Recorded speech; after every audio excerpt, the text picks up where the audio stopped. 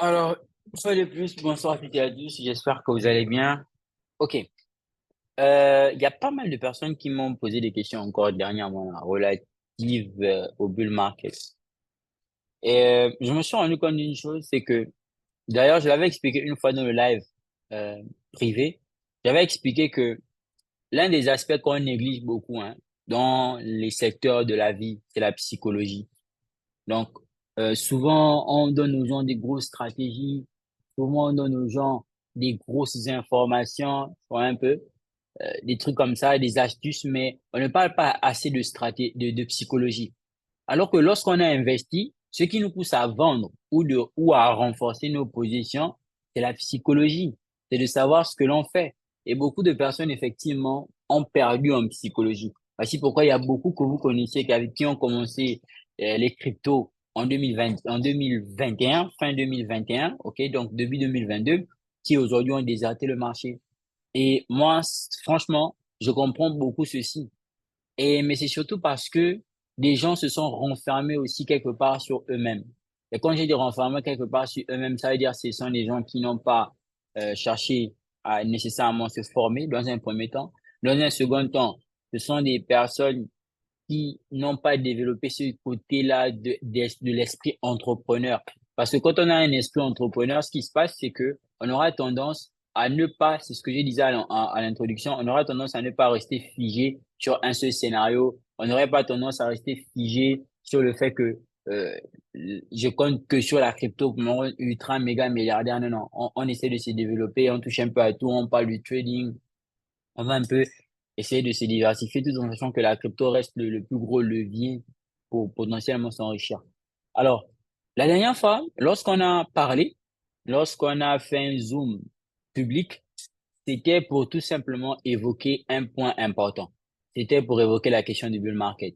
Et pour ceux qui me côtoient depuis un bon moment, je vous disais que le bull market est une compilation de plusieurs événements et les événements majeurs et importants vont potentiellement être intéressants pour avoir quoi, une prise de décision.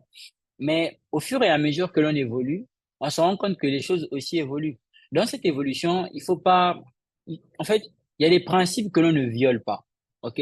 Même dans la nature, il y a des principes naturels que l'on applique. Il y a des principes qu'il ne faudrait pas, enfin, il faudrait pas dévier, faudrait pas violer certains principes au risque d'avoir des représailles assez considérables et pas nécessairement favorables.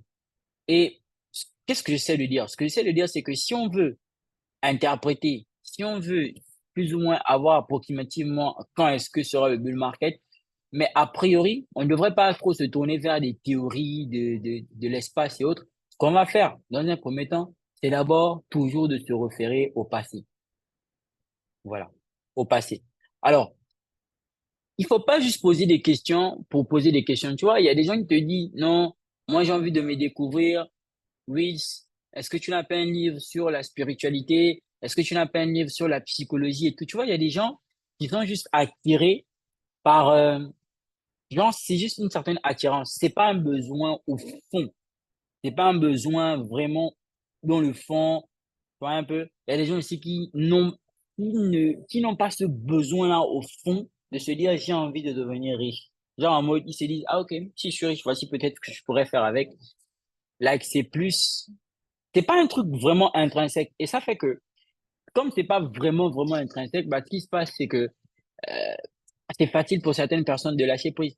Mais quelqu'un qui sait plus ou moins l'enjeu qu'il y a à être dans les crypto-monnaies, ce que ça représente, quelqu'un qui a une histoire à écrire, quelqu'un qui veut révolutionner, qui veut, par exemple, impacter dans sa famille, quelqu'un qui veut, ouais, un peu, quelqu'un qui veut écrire quelque chose, la motivation ne sera pas la même que celui qui est tout simplement un passager et que peut-être qui voudrait de l'argent facile suite à une certaine programmation mentale dès le bas âge. Donc, voici pourquoi on ne force pas les gens à rentrer dans quelque chose. OK?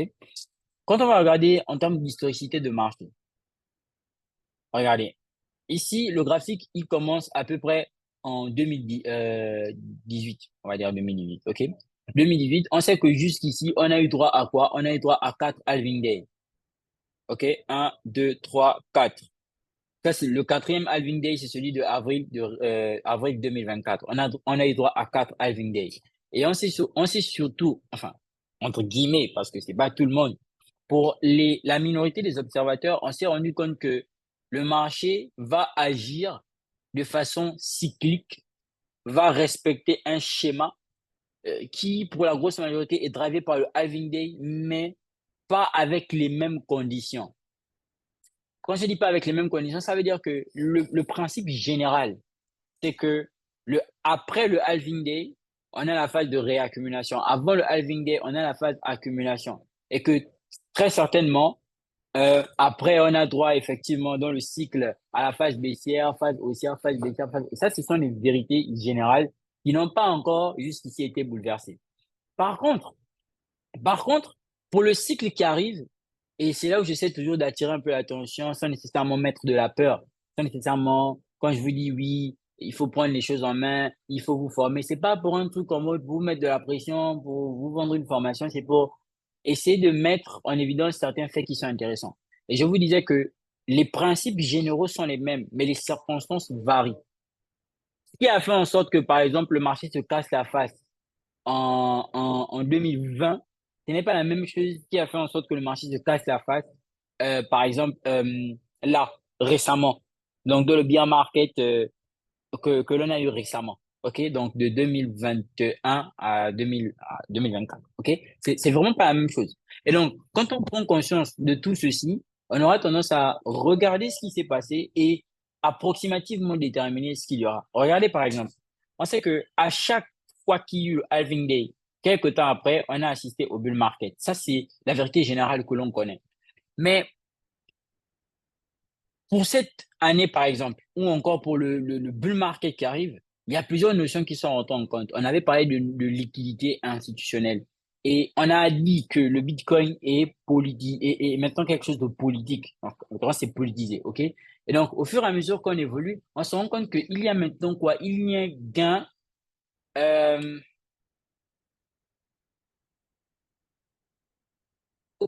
Au fur et à mesure qu'on évolue, on se rend compte qu'il y a un intérêt pour les grosses entreprises. Attendez, je vais chercher entreprise. Entreprise en accumulation, en accumulation BTC.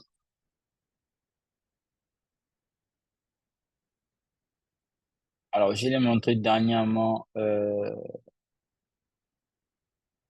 Alors, c'est pas ce que je cherche. Ce que je cherche, c'est le rapport de CoinGecko. Alors, ce que je disais, c'est que dernièrement, on a pu remarquer qu'il y a des entreprises, effectivement, qui ont, euh, qui montrent un grand intérêt en ce qui concerne l'accumulation du Bitcoin et tout et consort. Mais cette accumulation-là, c'est comme je vous l'avais dit, elle va se faire voir sur le graphique. OK? On sait que l'entreprise qui est en tête actuellement dans l'accumulation de Bitcoin, c'est MicroStrategy. Et qu'est-ce que ça veut dire? Qu'est-ce que ça représente? Pour ne pas me perdre effectivement dans mon argumentation, revenons d'abord au niveau du graphique ici. Donc, on sait que pour chaque bull market, on a le respect des mêmes principes. Néanmoins, l'entrée en liquidité se fera d'un bull market à un autre de façon différente. Regardez par exemple ici. Là, je vous pose la question. Le premier bull market, il a eu lieu en quelle année? Histoire de voir un peu si on est ensemble.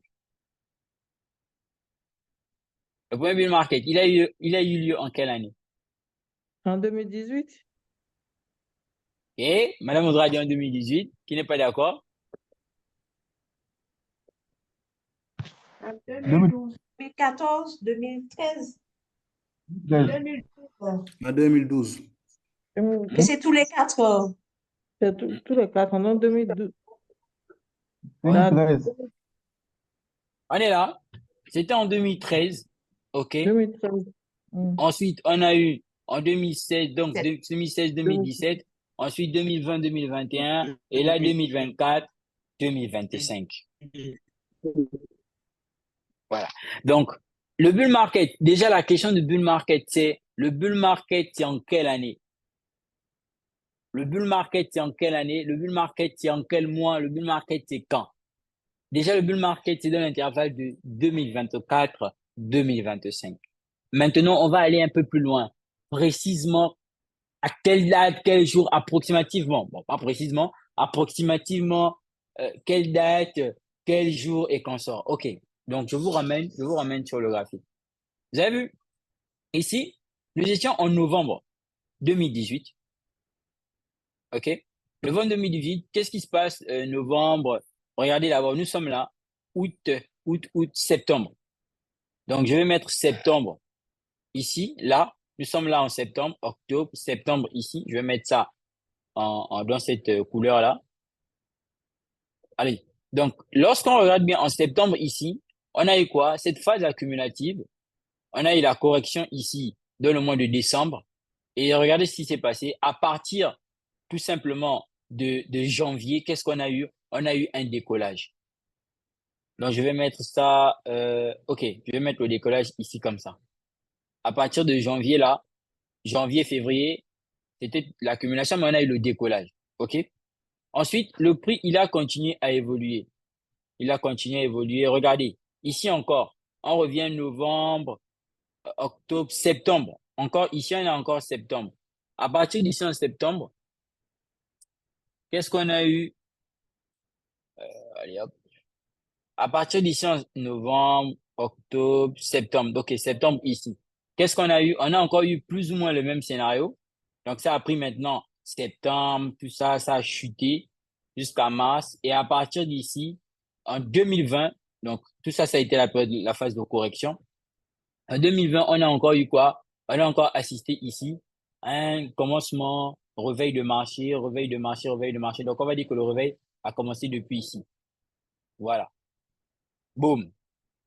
Ensuite, le marché, il est parti en expansion. Ça a été une expansion qui était très forte. Regardez, elle a été très forte. On est parti tout simplement en expansion. Boum, boum, boum. Regardez ici. Et donc là, vous voyez que lorsqu'il est arrivé ici, il n'a plus beaucoup corrigé. OK? Donc, quand il quitte de là jusqu'ici, il n'a plus vraiment beaucoup corrigé. Là, vous avez vu que la liquidité, elle était comme elle était, mais à partir d'ici, la liquidité a commencé à devenir plus importante. Donc, lorsqu'on arrive encore ici en septembre, encore en septembre, OK? Regardez là, encore en septembre ici. Nous sommes en septembre ici, août, septembre. Donc, on voit que septembre, contrairement aux autres mois de septembre, ce mois-là, après septembre ici, c'est vrai, on a un peu traîné et on a eu quoi? On a eu le début du bull market. Donc, le marché a encore fait quoi? Le marché a recommencé à partir à la hausse. Ça n'a vraiment pas tardé. Donc, on va dire qu'il a commencé à partir après septembre, ici. OK? Il est parti à la hausse. Maintenant, regardez. Ça, c'était en 2021. Et ça a été très fort. Et vous avez vu qu'au fur et à mesure qu'on évoluait, là, on va dire que dans toutes ces années-là, le marché était plus liquide. Et limite, il consolidait. OK? Et c'est vrai, il y avait des hausses de marché, mais c'était pas intéressant. C'était pas aussi intéressant que ça. Parce qu'effectivement, il n'y avait pas encore une grosse médiatisation. C'était encore c'est ce que l'on appelait, pour ceux qui ont regardé le live, des innovateurs. Donc, le marché, il a fait ce qu'il a eu à faire. Ensuite, nous sommes arrivés ici en novembre. Novembre 2022, ça a chuté. Vous voyez que la période a été très chaotique. Ça a été compliqué. Et vous avez vu que lorsqu'on est arrivé ici, précisément, attendez, septembre ici encore. Vous avez vu ce septembre-là? Septembre, voilà, attendez, septembre 2023. Donc ici. Qu'est-ce qui s'est passé en septembre 2023? En septembre 2023, donc l'an passé, vous avez vu que le marché ici a fait quoi? Il s'est réveillé.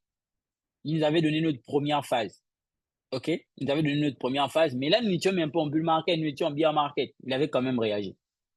OK? Il était parti dans la première phase. Ça avait été très intéressant. Et là, le marché, il fait quoi? Il est dans cette zone-là. Juin, septembre. Et là, nous sommes en septembre encore à nouveau.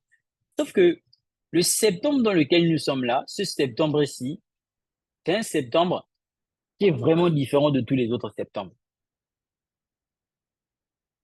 Donc là, déjà, le constat qu'on peut faire, c'est quoi? Le constat qu'on peut faire, c'est que après chaque mois de septembre, quelques mois après, le marché part en expansion.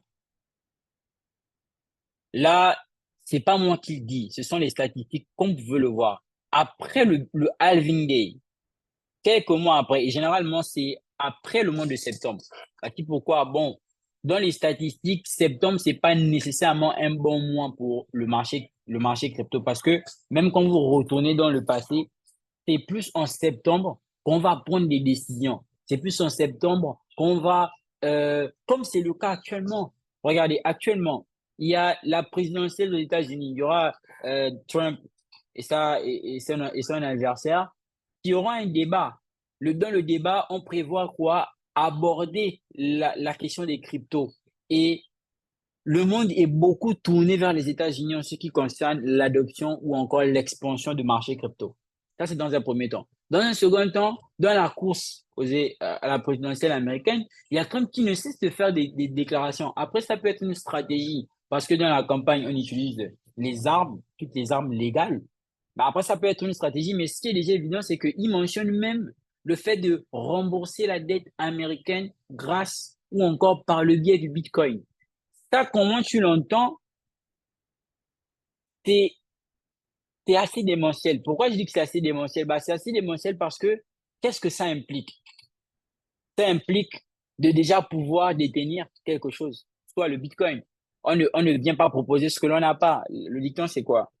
On ne vend pas le poisson quand il est encore dans l'eau, si je ne me trompe pas. OK? Donc, ça implique beaucoup de choses. Ça implique de maîtriser son sujet. OK? Déjà, on sait que les États-Unis constituent une baleine en Bitcoin à plus de 200 000 Bitcoins, à plus de 5 milliards de dollars. OK?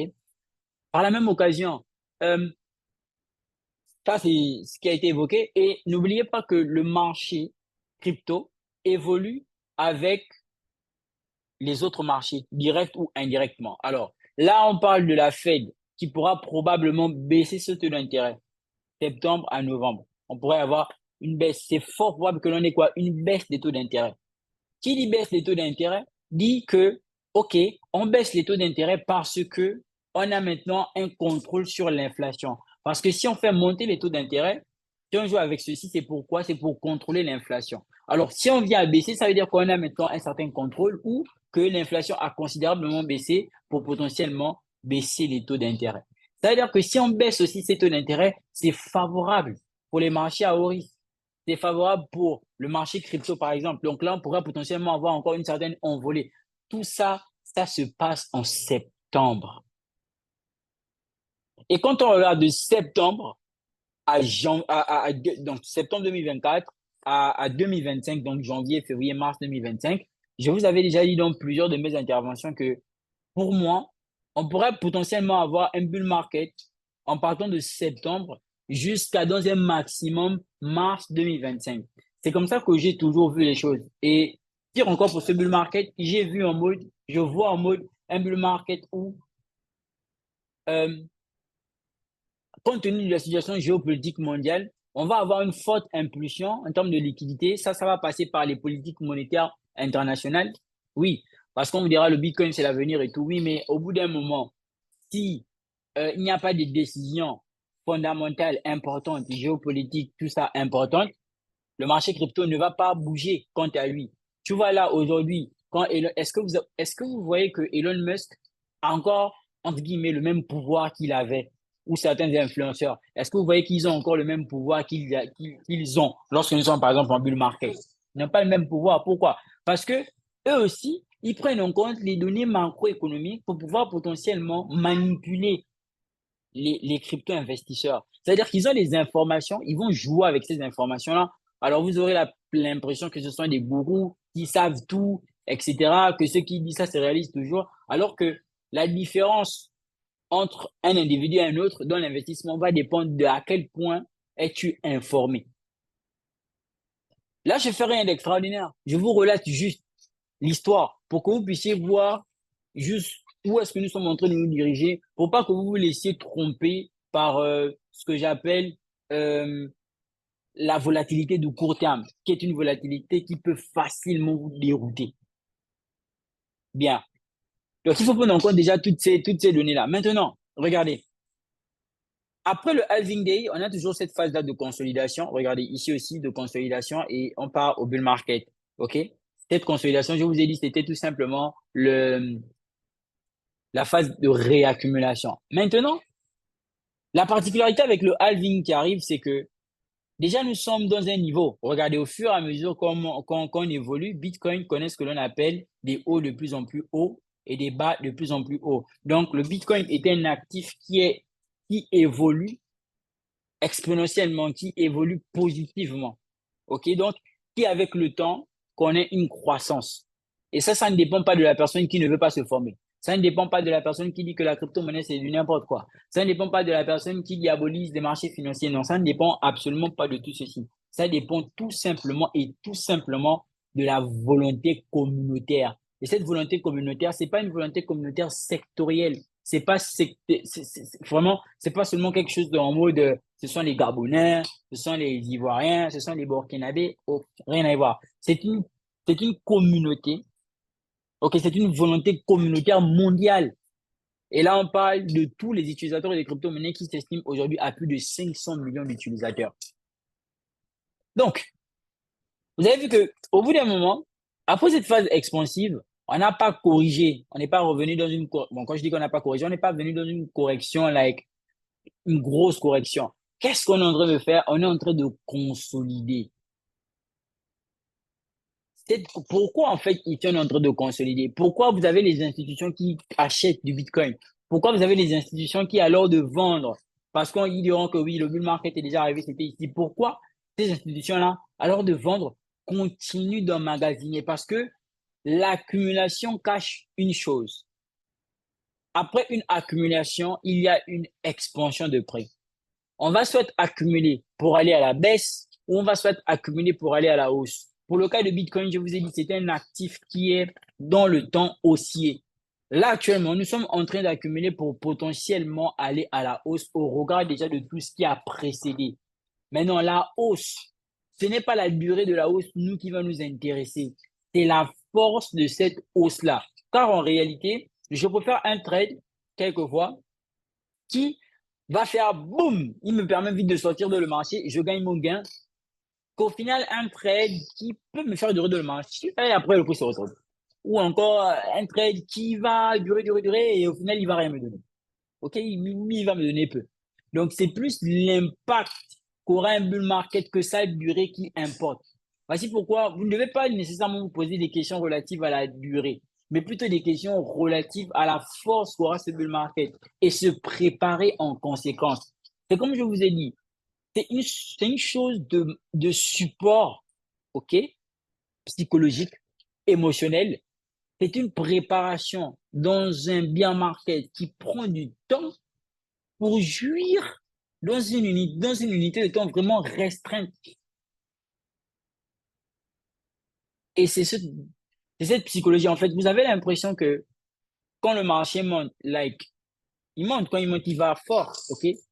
Et quand ça chute, en fait, là, vous avez l'impression que le marché chute seulement. En fait, en réalité, c'est l'impression que beaucoup de personnes ont. Je comprends cette impression, c'est normal. C'est parce que quand vous investissez, vous basez sur la fluctuation. Ça joue négativement sur le mental parce que si vous avez investi 2000 $ le lendemain, il est à 200 $, l'investissement est à 200 $, etc. Donc, ça joue sur le mental. Moi, j'ai l'habitude de dire que même en trading, la tendance qui existe réellement, c'est une tendance de consolidation. Vous allez trouver des supports et des résistances partout sur tous les graphiques à n'importe quel niveau. Vous n'avez que des niveaux de support et des niveaux de résistance. Le marché crypto, ce n'est pas un marché explosif. C'est un marché de consolidation. Beaucoup ne seront pas peut-être d'accord. Beaucoup ne vont pas me comprendre. Mais ce que je suis en train de dire, c'est qu'on met plus de temps dans un bear market que dans un bull market. Ça, c'est ce qui est la réalité. On met plus de temps dans un bear market que dans un bull market. Et c'est parce qu'on met plus de temps dans un bear market, et ça agit tellement sur notre psychologie, qu'au bull market, on est généralement pas beaucoup. Parce qu'il faut savoir dans quoi on a mis les pieds. Moi, vous voyez, par exemple, là, je vous parle de ça. J'ai vraiment envie de toucher votre mental une fois de plus parce que quand on a pris beaucoup de mois, beaucoup d'années en étant dans un bear market, ça devient très compliqué de croire qu'on est devant la porte du bull market. Et pourtant, c'est le cas. Sinon, je n'allais pas faire cela et pour vous fatiguer, j'allais juste vous envoyer un message. Et pourtant, c'est le cas. Ouais, un peu. Donc, euh, attendez, s'il vous plaît.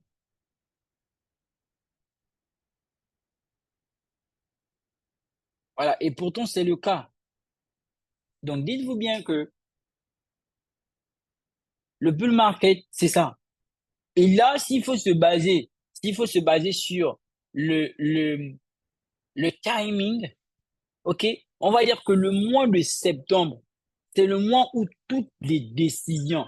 Donc, vous avez septembre, euh, août, septembre, de septembre à décembre. Déjà même, je pense que avant, ça va aussi dépendre des politiques monétaires. Je pense même qu'avant ça, déjà, on aura un marché qui va commencer à, une fois de plus, se réveiller. Et là, tout à l'heure, on va voir un certain piège. On va voir le piège de la fluctuation. Donc, je pense qu'à partir de là, on aura déjà quand même un marché qui va potentiellement se réveiller. Maintenant, dites-vous quelque chose. Si, là, je vous donne les deux scénarios que je pense pour probables. Les taux d'intérêt sont positifs pour, euh, euh, enfin, négatif. Genre, quand je dis positif, c'est en mode positif pour le marché crypto, ça, c'est longtemps que l'on est baisse. OK? Là, tout de suite, on aura potentiellement dans le mois qui suit ou bien les mois qui suivront, avant 2025, en tout cas, une réaction positive, soit une appréciation à la hausse des crypto-monnaies. Par contre, si c'est négatif, OK, pour ne citer que cette partie relative au taux d'intérêt ou encore aux élections américaines, par contre, si ça sort négatif, donc pour les marchés financiers, ce qu'il faudra prendre en compte, c'est que l'on est toujours un marché qui continue à faire quoi? À accumuler.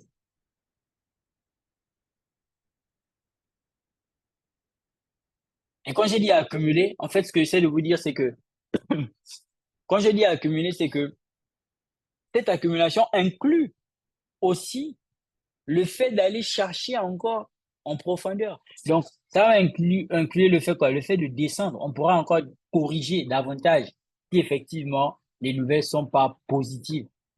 Pourquoi? Parce que nous sommes dans une accumulation. Après, il y a des influenceurs qui te diront, je pense qu'on a déjà fait la purge qu'il fallait faire. Et je pense aussi qu'on a fait une purge. Je vous l'avais dit. Je pense aussi qu'on a fait une purge. Mais si on prend en compte le fait que le market is king et que tout se joue aussi dans les données macroéconomiques, c'est pas une possibilité qu'il faudra exclure. OK? Donc, ça, ce sont les deux niveaux auxquels on s'attend. Mais dans tous les cas, nous, ça ne nous dérange pas. Pourquoi? Parce que nous sommes basés sur un long terme. Maintenant, autre chose, aussi forte est l'accumulation, aussi forte sera la phase d'expansion. C'est-à-dire que aussi longtemps, regardez, on accumule depuis quand? En ce qui concerne le Bitcoin. On accumule depuis le 5 mars, OK? Depuis le 5 mars 2024 jusqu'au 2 septembre 2024, nous sommes dans une accumulation. Or, l'accumulation ayant engendré cette hausse que nous avons vue ici, bah, c'était celle-ci. Ça a été cette phase accumulative-là. Or, cette phase accumulative, elle est encore plus considérable que celle-ci. Donc là, tu as le choix. Soit tu comprends ça et tu comprends que c'est normal, c'est logique que nous soyons dans cette accumulation. Soit tu comprends pas ça et tu te braques. Et si tu te braques, tu vas potentiellement faire comme la grosse majorité, mettre les mains à la tête plus tard. Maintenant, ce que je pense aussi, c'est que beaucoup de traders, beaucoup de holders, non pas des traders. Bon, quand je dis traders, c'est des acheteurs et des vendeurs, OK? Donc, beaucoup de traders de façon générale et des holders en particulier sont éjectés et sortis du marché et ont l'impression qu'il n'y a rien à faire, qu'il n'y a pas de projets dans lesquels investir d'un simple fait et d'un simple point. C'est la limitation de la connaissance. Je m'explique. C'est pas humble, et je le dis humblement. Et en aucun cas dans une présomption de supériorité. Je m'explique. Quand un individu quelconque, un investisseur quelconque arrive sur le marché, il voit ça. Je ne sais pas si vous avez regardé Simba. Il y a une partie où Simba, le dessin, hein, genre Hakuna Matata et autres, il y a une partie où le gars, il dit, vois au-delà de ce que tu vois. Franchement, moi, j'ai jamais été fan de Simba et tout, mais j'évoque cette partie parce que j'évoque cette partie parce que ça peut être une chose intéressante. Regardez, vous, ou encore nous, comme nous allons sur le marché, on voit ceci. Like, c'est red, c'est rouge, ok? Mais ça, tout de suite, ça agit sur ton mental. Tu te dis, mais c'est rouge. Mais si c'est rouge comme ça veut dire que le marché, bah, il se casse la face. Et s'il se casse la face, ça veut dire que c'est mort, que je dois revendre. Le marché, il fait toujours ça, de toute façon, pour vous pousser à vendre. Mais si, par exemple, ça, c'est un œil fondamental. Et là encore, je pense effectivement qu'il y a des personnes qui font mal du DCA, le dollar cost averaging. En l'occurrence, le fait d'investir une certaine quantité, le fait d'avoir une certaine quantité d'argent, OK, ou encore de racheter une certaine quantité fixe ou qui pourrait varier d'un certain actif de façon régulière, tout en sachant que ça pourra être journalier, euh, hebdomadaire, euh, mensuel ou encore annuel. OK? Bien. C'est intéressant de le faire, ce DCA. OK? Genre, tu achètes, à chaque fois que ça corrige comme ça, tu achètes. Mais moi, j'avais jugé que c'était pas un DCA minutieux et judicieux. J'avais prené un DCA de niveau en fonction de l'analyse technique. Et le meilleur moyen, et ça, je vous l'avais dit, voici pourquoi j'avais incité beaucoup de personnes à avoir un œil sur l'analyse technique. Je vous avais dit, le meilleur, bon, pas le meilleur, l'une des meilleures manières, j'aime bien rester modeste, une des meilleures manières d'investir dans un actif, c'est de savoir investir en lui en ce qui concerne les zones importantes d'investissement. Je m'explique. Je vous avais pris l'exemple du CASPA. Alors, je vous avais dit que le CASPA, tout comme tout autre actif, répond à une norme, celle de l'offre et de la demande. OK? La loi de l'offre et de la demande. Les crypto-monnaies répondent à la loi de l'offre et de la demande. Tout n'est qu'une, tout n'est qu'une question.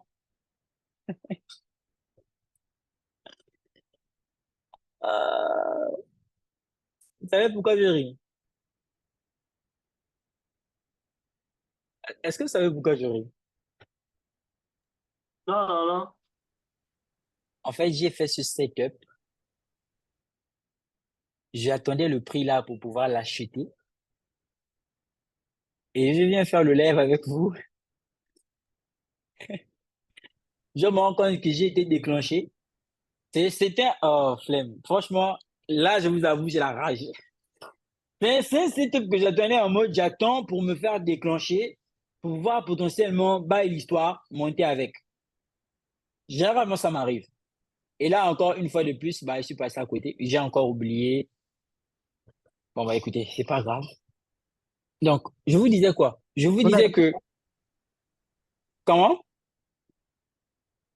vous n'avez pas mis d'alarme? Ah non, sinon, là, non, j'avais pas mis d'alarme.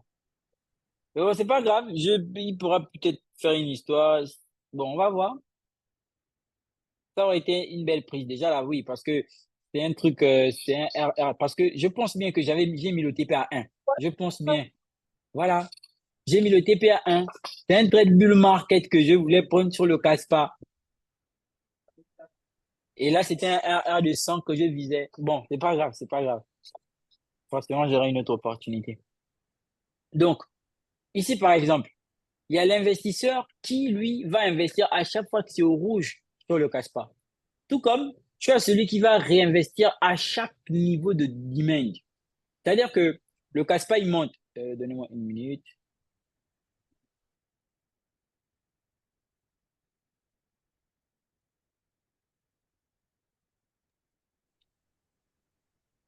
OK. Donc, ça veut dire que tu as le Caspa qui monte. La question, c'est pourquoi le Caspa monte? Le Caspa monte parce qu'il y a des gens qui achètent. Potentiellement, le prix réagit dans une zone de demand. Le Caspa chute parce qu'il y a des gens qui vendent. Potentiellement, Caspa réagit dans une zone de supply. Toi, quand le prix descend, Tu te dis pas tout bêtement en mode, je vais réacheter à chaque fois que ça va chuter. Tu te dis, quel est approximativement, et là, il te faut connaître au moins les bases de l'analyse technique. Quel est approximativement le niveau jusqu'où il pourra rechuter? Tu n'es pas en mode futur, tu es en mode spot. Quel est le niveau jusqu'où il pourra rechuter pour potentiellement faire quoi? Racheter, faire ton DCA de façon normale. Ça fait que toi, quand tu investis comme ça, tu n'as pas un gros poids de la fluctuation de marché. Voici pourquoi, si vous remarquez bien, j'attends toujours des grosses corrections sur les actifs. Et là, je vous dis, dans le canal privé, c'est le bon moment pour acheter. Les gens ne comprennent pas en mode, il y a certains qui pensent que ouais, tout le temps quand ça chute, c'est le bon moment. Non, quand je dis que c'est le bon moment, c'est en mode, c'est le bon moment à la zone. Genre, je regarde pas un YouTuber qui me dit c'est le bon moment. Non, je regarde les zones. Ici, par exemple, le prix, il était parti. Bon, il y a certains qui n'ont pas eu la chance de le connaître pas quand il était en bas ici, là. Vous aurez toujours tort, hein, ne vous inquiétez pas. Ici, par exemple, vous voyez, le Caspa, il part en expansion. Là, tu as deux types de personnes. Tu as des gens qui disent, ah ouais, oui, regarde, Caspa a quitté les 0,05. Il est déjà carrément à 15 centimes. Oui, moi, je rachète, j'ai pas envie de passer à côté. Après, tu vois, toi, tu sais que dans la tendance haussière, matérialisée par des hauts de plus en plus hauts et des bas de plus en plus hauts, on a dans la création de chaque BOS des corrections. Vous voyez un peu ce que je veux dire? Oui. Le marché se déplace en impulsion et en correction. Donc souvent, il y a des personnes qui disent, j'ai investi dans un projet, après ça a chuté. Moi, souvent, j'ai envie de dire, tu as investi dans un projet parce que tu as compris le niveau où tu es rentré, ou tu as investi dans un projet parce que tu as regardé une vidéo sur YouTube. Et c'est un peu le problème que, là, par exemple, les personnes qui arrivent dans le canal privé, genre, vous ne prenez pas le temps de vous mettre à jour. Ça fait que là, vous savez, si par exemple, il y a une prédiction qui a été donnée sur un projet, que par exemple, le projet va faire 1 fois 100, vous ne savez pas à quel niveau de fois 100 nous sommes. Est-ce que nous sommes à 1 fois qui reste dans le fois 100, est-ce qu'il reste 1 fois 70? Est-ce que le prix a déjà fait une certaine statistique? Et mais quand vous regardez tout ça, ça vous pousse par la même occasion à regarder quoi? Le niveau technique du projet. Parce qu'on peut avoir un bon projet, mais par exemple, au niveau de la tokenomique, on va libérer des jetons sur le marché et que par exemple, ça va créer de l'inflation. À ce niveau-là, il peut être bon, mais il peut ne pas être dans le bon moment pour l'acheter. Moi, Caspa, depuis que je connais Caspa, je n'ai jamais racheté du Caspa comme la grosse majorité. Je n'ai jamais racheté du Caspa lorsque ça corrigeait seulement. J'ai toujours racheté du Caspa lorsqu'il revenait dans ces zones-là. Il a fait une impulsion, il fait une correction, c'est à partir de là que je vais racheter. Pourquoi je veux faire ça? Parce que vous allez remarquer avec moi que ce sommet, il est plus haut, il est plus bas que ce sommet. Ce sommet, il est plus bas que celui-ci. Celui-ci, il est plus bas que celui-là. Pourquoi? Et vous allez aussi remarquer que ce niveau, ce lot est plus bas que ce lot, est plus bas que, et celui-ci, il est plus bas que celui-là. Ça fait que lorsque je réinvestis comme ça, mon investissement, même si on est dans les phases de... Mais c'est qui dérange avec son micro? Ça fait que mon investissement, même si on est dans une zone de retracement, dans un niveau de correction, je ne sente pas la correction. C'est ce qui multiplie encore le sentiment de sérénité. Et si tu n'es pas formé, tu ne pourras pas investir comme ça, en tout cas pas efficacement comme ça.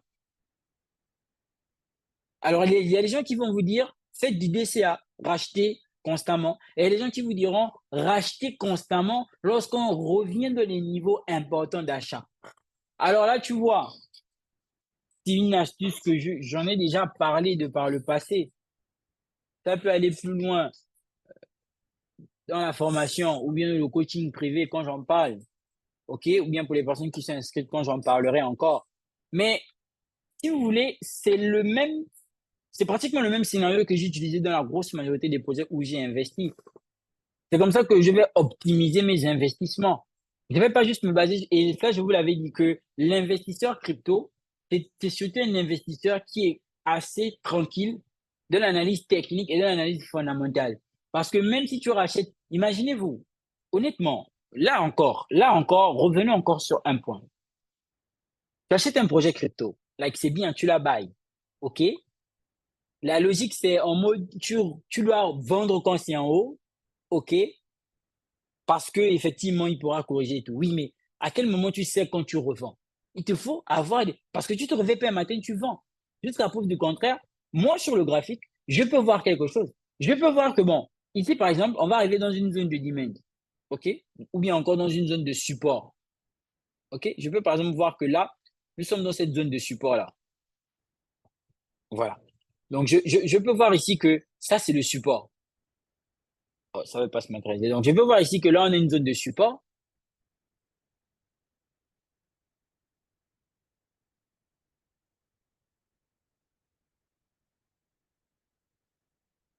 Voilà. Ça, c'est la zone de support. Quand le prix tape la zone, il repart. Là, tu es content. Tu revends. Tu vends tout. Parce que tu te dis, oui, tu vends et tout.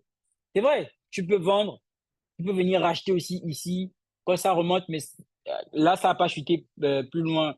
Enfin, si tu as racheté ici, quand tu revends là, tu ne revends pas plus bas que précédemment. OK?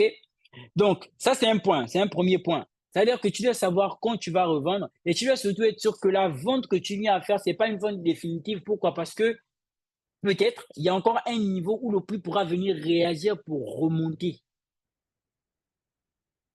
Donc, si tu t'imagines que, par exemple, le Caspa, il est parti, il est monté et il chute, par exemple, jusqu'à moins 10%. Toi, bull market, genre, le projet, il est monté et il chute jusqu'à moins 10%. Tu dis que tu revends tout. Alors qu'en réalité, peut-être qu'il était dans une phase de chute où il est seulement venu prendre de la liquidité. Peut-être qu'il est seulement venu prendre des l'investment. OK? Peut-être qu'il est seulement venu prendre une petite liquidité temporaire qu'il avait laissée. Toi, tu revends tout et après, le projet repart. Tu mets les mains à la tête. C'est arrivé à beaucoup de personnes. Pourquoi? Parce qu'elles n'ont pas su techniquement dans quel niveau nous étions. Et donc là, maintenant, il y a le sujet de l'analyse technique et l'analyse fondamentale. Regardez par exemple ici. Quand le prix vient, quand le prix monte comme il est en train de monter là, en fait, en réalité, là, c'est même pas un BOS, c'est une feuille de liquidité. Quand le prix monte, OK, il fait quoi? Il laisse ce niveau. Liquidité, IDM, OK? Quand il part comme ça, quelqu'un qui ne connaît pas l'analyse technique va se dire, OK, là, c'est parti. Mais moi, je vois ici, je vois qu'il y a de la liquidité intéressante à prendre. Et là, qu'est-ce que le prix fait? Il revient avec cette mèche-là, reprendre cette liquidité. Mais donc, toi, si tu n'as pas ça devant tes yeux, ce que tu vois de l'autre côté, c'est seulement que Casper est en train de chuter, il va mourir. Donc, toi, ce que tu vois de l'autre côté, c'est en mode, ah, leader, j'ai investi dans Casper, mais c'est en train de chuter, il va mourir. Alors qu'en réalité, moi, quand je regarde l'analyse technique, je vois que, ah, OK, c'est ça, ça démarche. Il vient ici pour prendre cette liquidité et partir.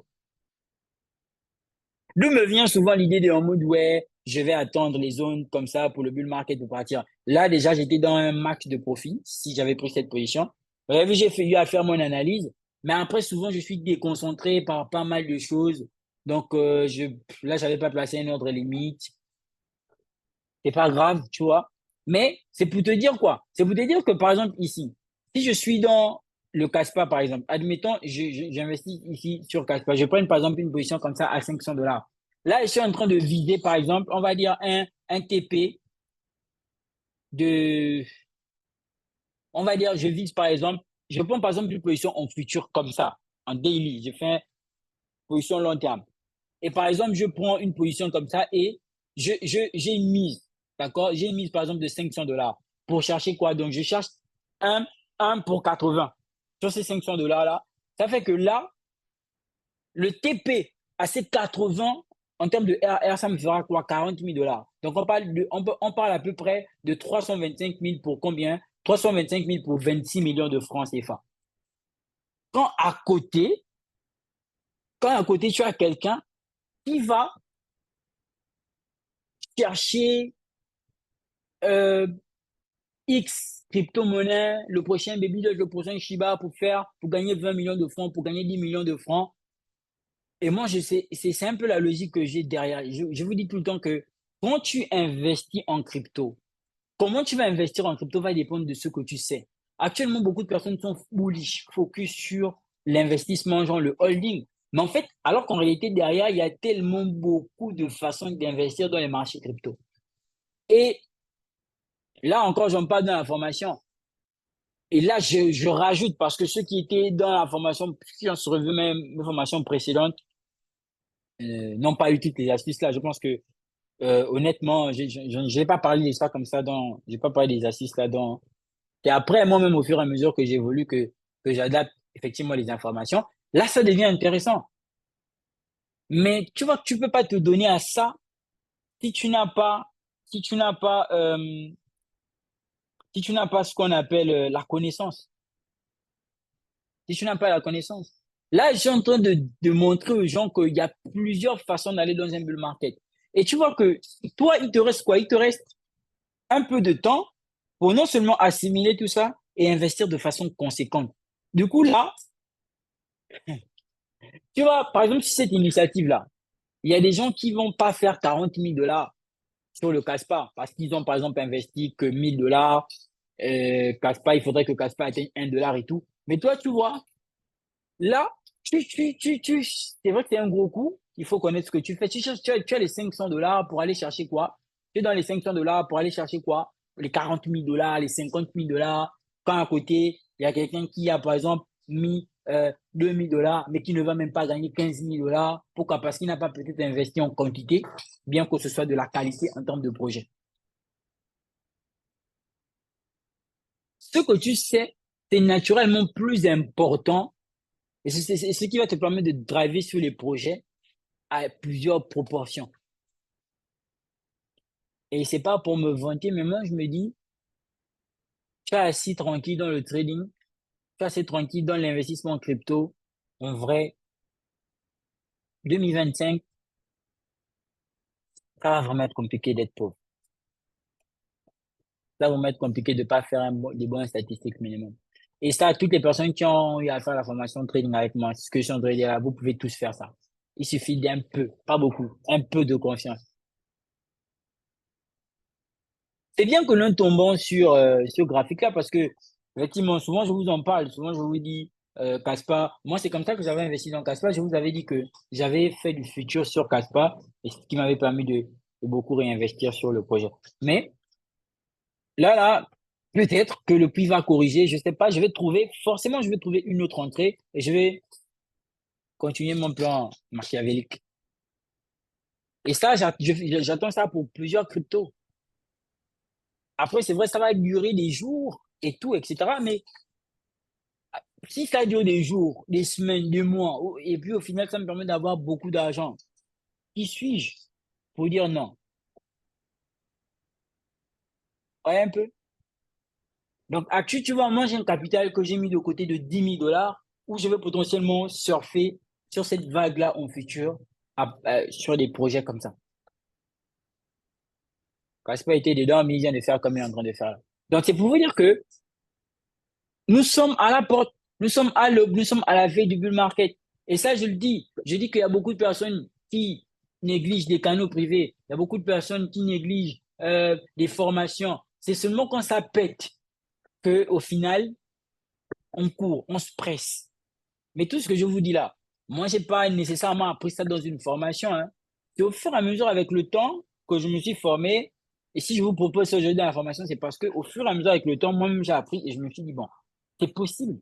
Et je sais qu'il y a ceux qui le font, mais ce sont plus les institutions qui font ça. Donc, si vous savez déjà où le marché est en train de se diriger, et il faut effectivement investir sur un bon actif, parce que tu peux faire ça, si tu es sur un mauvais actif, toi, tu te casses la face. Donc, sur la question du bull market, vous voyez, ça dépend de beaucoup de choses. Les situations macroéconomiques, mais aussi beaucoup y mettent de l'analyse technique. Oui, oui, rassurez-moi, j'ai enregistré le live. Ouais, ça va, vous avez Tout à fait. enregistré. Oui, oui, ok. Oui, il y aura le replay. Ok. Oui, le NFP de vendredi va-t-il influencer la décision de la Fed sur les taux d'intérêt? En ce sens, en ce sens que si le NFP est bien supérieur à la prévision de la Fed, repousserait à la baisse, et un NFP inférieur, la prévision favorable pour alors le marché crypto. Bien sûr, bien sûr. Tout ça, ce sont les décisions. Ça concerne le dollar américain. Mais si ça concerne le dollar américain, si c'est pas... Parce qu'en fait, tu peux prévoir quelque chose, tu vois, mais s'il y a des imprévus, tu fais quoi? Tu t'adaptes. Voici pourquoi je vous dis que le marché n'a que deux solutions actuellement. Soit il continue à consolider, soit il nous libère, il va au bull market. C'est tout. C'est tout. Tu viens dans les catégories. Toutes les catégories ont pris cher. Euh, Toutes les catégories ont pris cher. Tu prends par exemple, je sais pas ça c'est quoi, Land Wolf, je sais pas c'est quoi, ça doit être le même coin.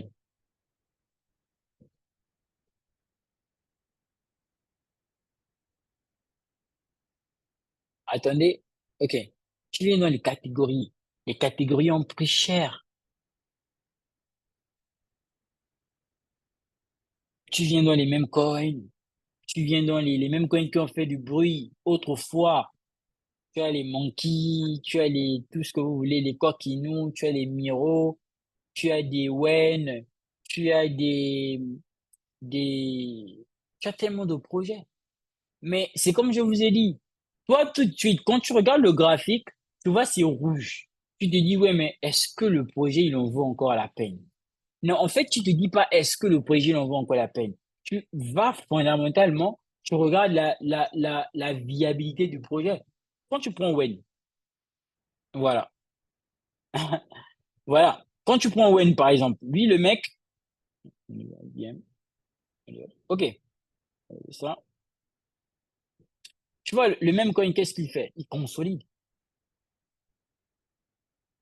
Je pense que dernièrement, c'est vous que j'ai, ah, c'est à vous que j'ai. Mais pourquoi il consolide? Là, tu vois, il y a le mec qui se dit, j'ai investi ici, c'est en train de chuter, d'accord? Donc, il comprend pas l'offre et la demande, c'est quoi? Donc, lui, c'est en mode, j'ai investi ici, c'est en train de chuter, c'est bon, je ne réinvestis plus. En fait, il n'a pas compris aussi, techniquement, il voit, en fait, voici ce qu'il voit ici, sur le graphique. OK, voici ce que lui voit sur le graphique. Sur le graphique, il voit quoi? Il voit un WEN qui a 4,08 avec un moins 2%, qui est pratiquement négatif sur un mois. C'est ce qu'il voit. Mais moi, quand j'arrive sur le graphique, je vois que cette correction, elle est normale. Le fait que nous sommes revenus où? Dans une zone de demand. Donc, dans une potentielle zone acheteuse où le WEN avait d'abord démarré au départ. Donc, quand j'arrive ici, si les fondamentaux sur le projet en termes de même coin, il y a toujours une grosse communauté, les gens sont toujours là, les gens achètent toujours, qu'est-ce que je vais faire? J'achète. Et d'ailleurs, vous savez ce que je vais faire après ce live?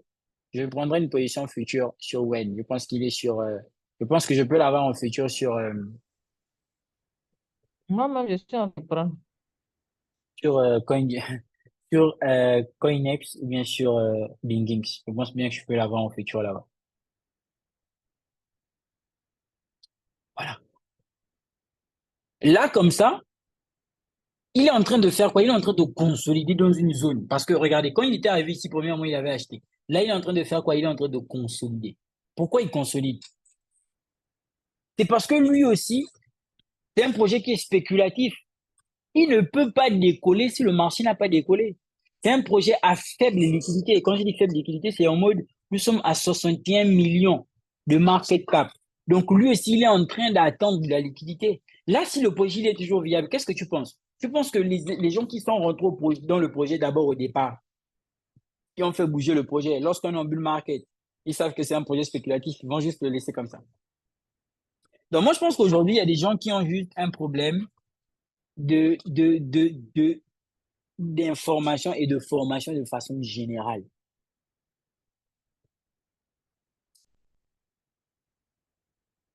C'est ce que je pense. Après, vous savez, il faut oser. Il faut oser.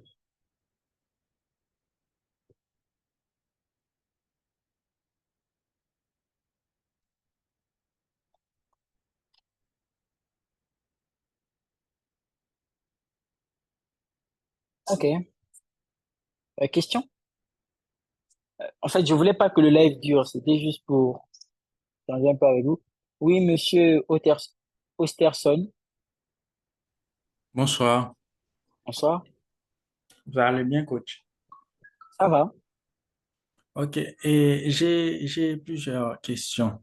Tout d'abord, j'aimerais savoir, et vous prenez les positions sur futur ou spot? Non, j'ai des positions sur spot que j'achète, comme disais-je tantôt, et j'ai aussi des positions sur futur. D'accord.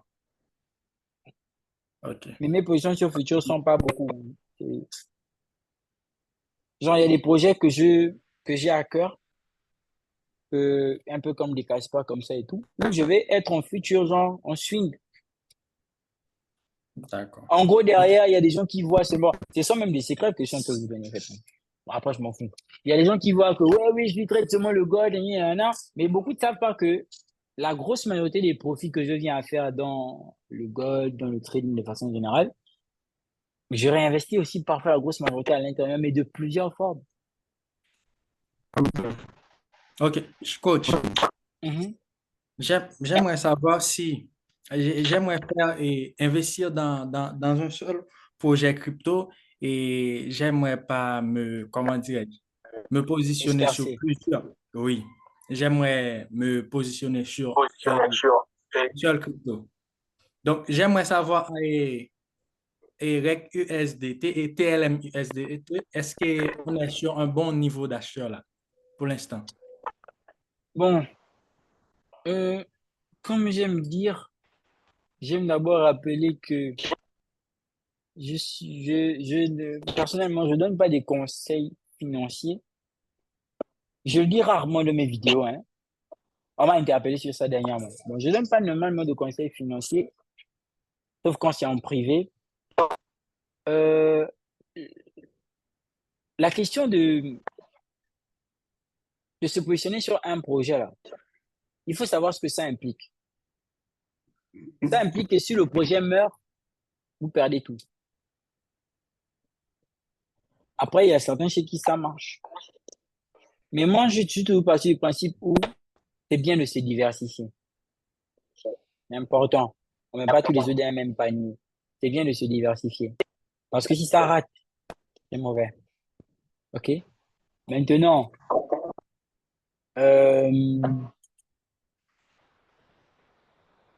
le projet TLM, c'est un projet d'intelligence de GameFi. On va voir si c'est le bon moment de se positionner dessus. Mais réfléchissez à ce que je vous ai dit sur le fait que c'est important de se diversifier. Oui, bonsoir. Oui, bonsoir. Oui, Non, non, non, non, je vous entends pas bien.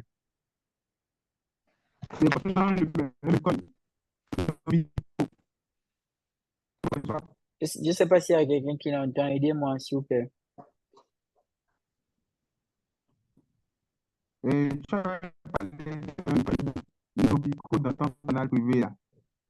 Est-ce qu'il y a quelqu'un qui entend ce qu'il dit? Moi, non. Bon, c'est pareil. Euh, bon, après, moi, je préfère quelque chose. Si vous avez une question à me poser sur un projet qui est dans le canal privé, allez dans le canal privé, posez la question dans le canal privé. Parce que là, nous ne sommes pas en privé, nous sommes en public.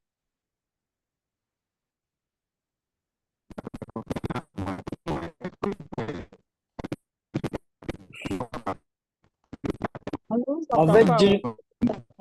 je n'entends pas, je n'entends pas. Et le micro, je pense que votre micro a un souci. Il peut écrire sa question dans le chat, ça va mieux.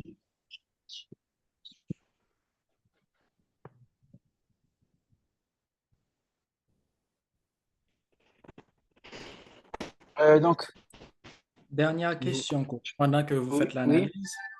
Désolé. oui. Et Mhm. j'aimerais savoir si on peut toujours accumuler pour l'instant, s'il y a du temps pour accumuler pour l'instant d'argent et pour pouvoir investir après. J'aimerais savoir s'il y a un... OK. Je reprends la première. TLM, TLM a beaucoup accumulé.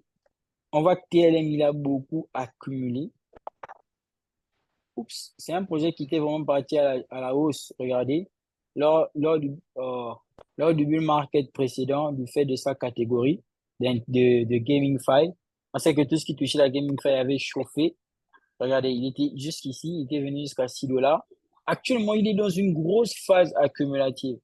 Maintenant, après, son essor ne pourra être, comment je dirais pas vérifié, mais il ne pourrait avoir de l'essor positif que si la catégorie GameFi reprenne de sorte, effectivement, du lot. Et quand j'ai sortir du lot, c'est reçoivent à nouveau de la liquidité. Mais si vous me demandez si c'est dans une zone acheteuse intéressante, oui, d'autant plus que nous sommes en accumulation. Maintenant, ça va maintenant dépendre effectivement de la GameFi pour qu'il puisse. D'ailleurs, il n'y a pas que lui, hein, il y a beaucoup d'autres projets, Sidus et comme ça. Néanmoins, c'est un projet qui est très intéressant dans l'écosystème. C'est l'un des projets piliers de l'écosystème, TLM, Sidus, écosystème GameFi.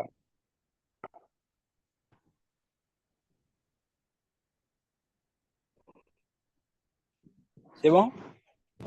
En tout cas, moi, c'est comme je vous ai dit, pour tous les projets qui sont dans le canal privé, si vous me posez une question de ça dans le public et que vous attendez à ce que je réponde,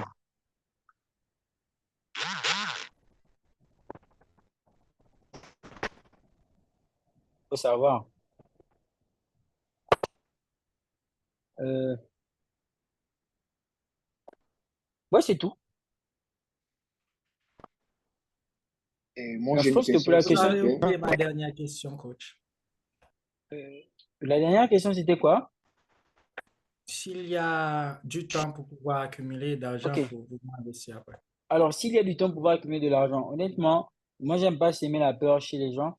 Peut-être que vous nous avez pris en retard, mais la question du temps, d'accumulation et autres, je pense que ça va varier en fonction de tout ce que j'ai évoqué au départ. J'ai évoqué au départ que euh, nous sommes dans une zone assez intéressante et nous sommes en attente de nouvelles géopolitiques pour qu'on ait un marché qui va soit continuer à accumuler ou encore aller à l'achat. Dans tous les cas, il y a ma grand-mère qui aime bien me dire ça. L'argent est bon à tout moment. Donc, si vous avez l'argent, peut-être si vous allez, par exemple, avoir un gros lot en janvier et autres, vous n'allez pas faire autrement que d'investir en janvier, tout en sachant que, tout en prenant en compte ce que ça implique. Parce qu'effectivement, celui qui va arriver encore une fois de plus en retard n'aura pas les mêmes opportunités que celui qui est rentré depuis. Dites-vous seulement que les opportunités vont se refermer. Est-ce que possibilité d'y investir, il y aura? Oui, il y aura toujours. Maintenant, est-ce que autre probabilité il y aura? Pas nécessairement. Après, c'est relatif, hein. Il y a des gars, ils se réveillent un matin, il est trop chanceux, il met dans un projet, ça va envoyer et puis, ben dehors.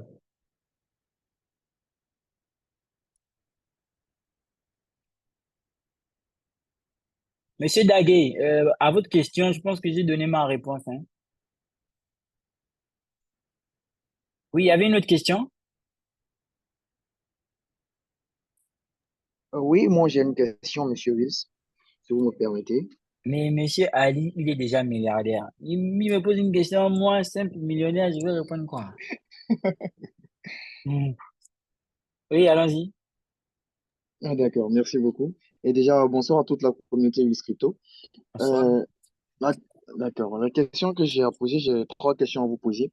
D'abord, la première concerne la position de futur sur les crypto-monnaies. Vous avez pris un exemple de suite avec Wen. Je vais savoir pour les positions longues comme ça que vous prenez, c'est avec ou pas des effets de levier. Si, si. Avec effet de levier. Avec effet de levier. Ah, d'accord, mais de combien comme ça, ou bien ça dépend de Ça celui dépend du qui. capital. Oui. D'accord. Ah, Mhm. d'accord. Ok, il n'y a pas de souci. Également, vous avez Mhm. dit que pour ce genre de projet, il faut prendre, pour ce genre de position, il faut les prendre sur des crypto-monnaies qui sont viables. Et je veux savoir comment est-ce qu'on check la viabilité des projets. J'avais répondu à ça dans une vidéo, dans un live. la- et j'avais dit que c'est après, dans la formation que j'y réponds. J'ai envie de vous dire, venez dans la formation. Il y a plusieurs critères, Dans, effectivement, dans, il y a plusieurs critères pour voir la viabilité d'un projet, hein. Certains points sur lesquels on va se fonder. Maintenant, après, il y a des projets, ils ont aussi ça en termes de viabilité, en termes de respect des critères, après, ils meurent. Mais sinon, il y a plusieurs critères, sauf que, effectivement, là encore, je suis confronté à un secret confidentiel. J'ai déjà donné les critères généraux, mais après, il y a d'autres critères de fond et qui incluent aussi l'analyse technique. Mais d'accord, il n'y a pas de souci. vous me voyez limité dans D'accord, donc l'expression. pour avoir une réponse concrète, je rejoins le canal privé. Non, mais le canal, il n'y a même pas ça de au canal. En fait, il y a des Ah, la questions réponse souvent, est déjà là. je peux pas répondre parce que ce sont des questions qui sont abordées dans les processus de formation. Et souvent, y répondre avec des personnes qui sont pas en formation, c'est pas moralement euh, plaisant compte tenu du fait qu'il y a des personnes qui payent pour recevoir certaines informations. Après, après, je suis sûr que sur Internet, vous pourrez trouver beaucoup de, de critères, des points sur lesquels vous pourrez vous baser pour, euh, pour, euh, pour voir si un projet sera viable.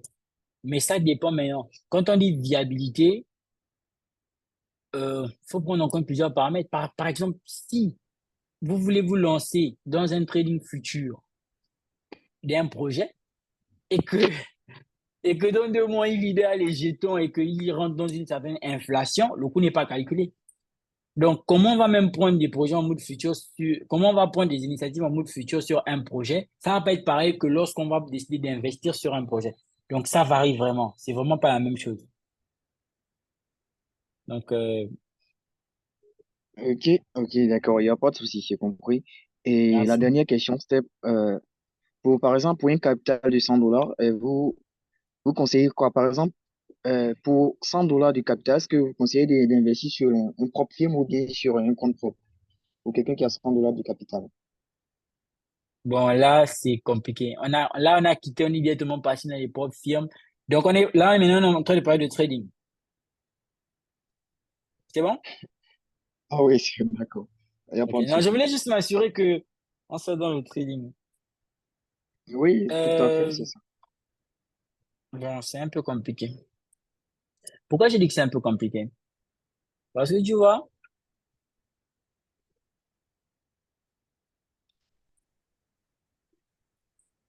les propres firmes, c'est bien en termes de challenge, en termes de repousser ses limites. Mais après, après, je connais aussi des personnes, tout comme moi aussi, ça m'est déjà arrivé, de remonter des comptes. Genre, partir de $100 à un truc, il y a des trucs que je fais que je n'évoque pas. Moi, ça m'est déjà arrivé d'emmener des comptes de $5 000 à $80 000 et consorts. Ouais. Donc, souvent, je vous ai même parlé aussi de l'astuce. Il y a des positions où je peux prendre de $100 et puis je ramène le truc à $1 000, $5 000. C'est pas ça le problème.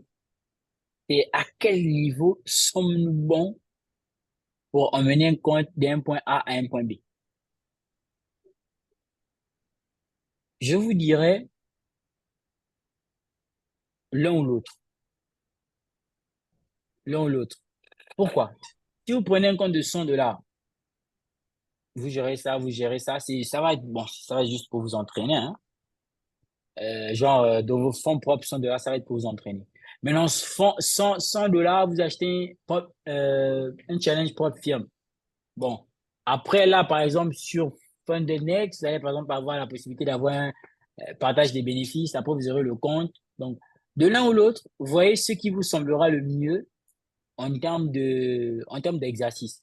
Mais si par contre, vous voulez vous discipliner, si vous voulez choisir les bons secteurs, ne pas vous précipiter, pourquoi pas un compte propre firme? Oui, parce que vous savez que vous avez plus ou moins une conduite à tenir, donc vous êtes obligé d'être dans une certaine rigueur parce que vous ne devez pas perdre un certain nombre de capital journalier ou encore maximal. Oui, pourquoi pas propre firme?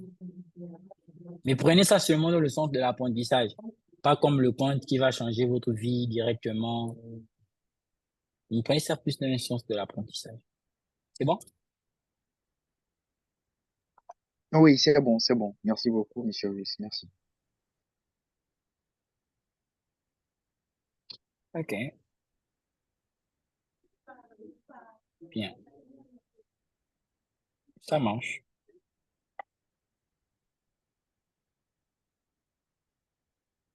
Ok, another question? No, we can go.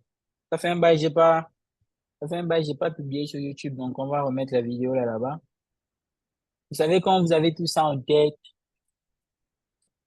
vous trouvez un certain, bon, pas nécessairement une certaine, pas nécessairement la motivation, mais vous trouvez un certain dégoût à faire des vidéos où il y a des parasites qui vont venir vous faire le bruit en commentaire alors que vous voulez transmettre. Je ne sais pas si vous avez remarqué, mais depuis quelques jours, là, moi, perso, il y a un micro qui dérange. Je ne sais pas si vous avez remarqué, mais perso, depuis quelques jours, j'ai une grosse flemme. C'est pas de la nonchalance, en tout cas, j'espère pas. Ah, ok, Mais là, je je disais. canalise l'énergie pour le bull market. J'évite d'un peu trop disperser. Ah, avant, j'étais à fond et tout, mais bon, là, cool.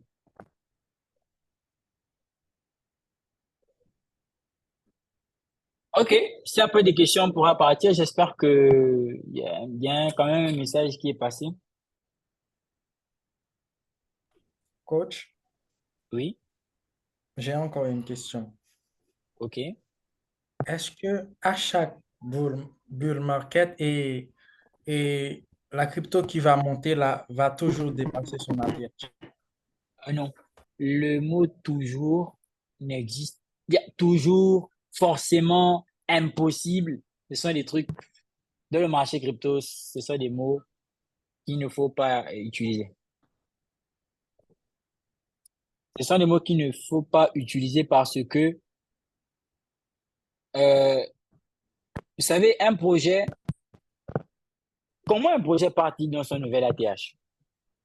Un projet part dans son nouvel ATH en fonction, c'est ce que je disais, en fonction de l'implication du projet au départ. Vous savez, si un projet il sort, il promet. Vous avez vu comment Hamster Combat a fait le bruit, non? Donc, à coup sûr, si Hamster Combat fait sortir un token, normalement, ça devrait exploser sérieusement.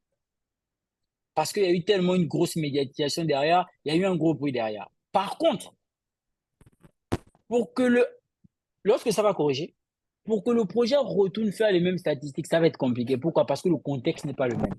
Voici pourquoi il y a des projets qui, s'ils n'ont pas une certaine utilité, s'ils n'ont pas une certaine importance, Monsieur Daguet, le micro dérange.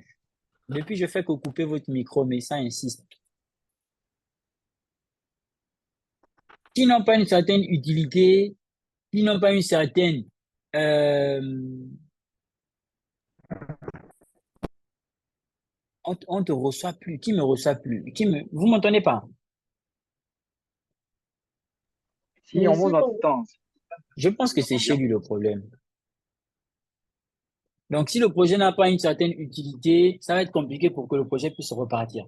Donc, même les gens qui vous disent oui, quand tu fais l'analyse d'un projet, regarde son ancien ATH, si seulement il va dépasser son nouvel ATH, regarde si sa capitalisation boursière dépasse 10 millions. Franchement, c'est pas humble. C'est pas humble. Il y a des projets qui viennent de sortir. C'est un projet qui a un fort potentiel, mais sa capitalisation boursière n'est pas encore arrivée à 100 millions.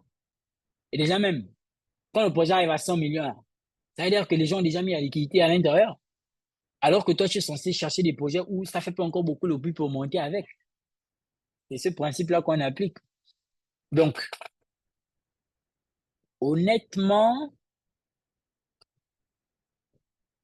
c'est pas n'importe quel projet qui va retourner à son ancien ATH. Non. Qui va dépasser son ancien ATH. Non, c'est pas n'importe quel projet. Il faut regarder dans le fond, si est-ce que le projet, il a fait des constructions, s'il a fait des innovations, là, vous vous dites que, ah, ok, il y a de fortes chances qu'il aille plus loin. Mais s'il n'a rien foutu,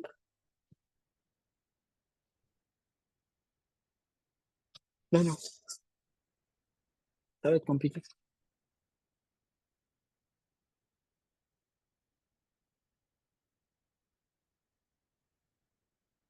Mhm. Quelqu'un d'autre? Oui, monsieur Ali. Il y a un mec qui est levé.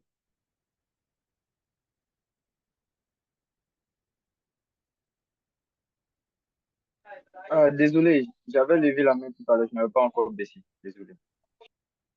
OK.